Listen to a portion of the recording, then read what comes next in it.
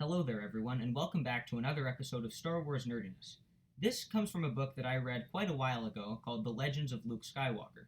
Now, I knew that I was going to make this video for quite a while because I really like this book. Now, it focuses on stories that have been told from person to person about Luke Skywalker. That also means that most of the book you can just kind of take with a grain of salt. A lot of it doesn't make any sense.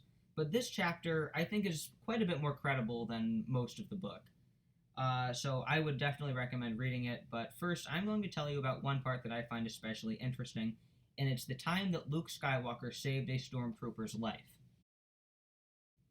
I'm going to give you a little context here. This takes place not long at all after the Battle of Jakku, where the Rebels, or now New Republic, actually won the war. That means the Empire is done as we know it, and we now have the closest thing is the Imperial Remnant, which you may have noticed I like to talk about quite a bit. Anyway, there is a Stormtrooper who was separated from his group during this battle. Everyone he knows is probably dead at this point, but he has survived and he is now being taken care of by a strange man who claims to be a part of the Rebel Alliance. I will go ahead and read straight from the book. Page 84, paragraph 2. "I found you," he said. "You are the only one who is alive in that pod.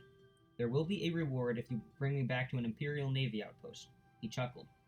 "I have no love for the Empire. A rebel, then. Just my luck."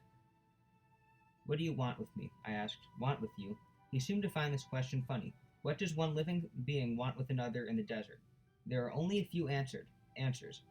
It isn't hard to figure out. He then goes on to explain that he recognizes the man as Jedi Knight Luke Skywalker from the battle that just took place.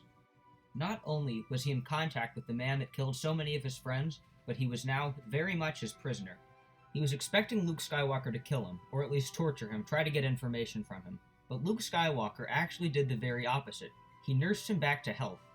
He gave him food and water, everything he needed, and then when the time was right, he gave him back to Imperial forces. But this poses the question, why didn't he just give him back a long time ago? But I have a pretty good explanation for this.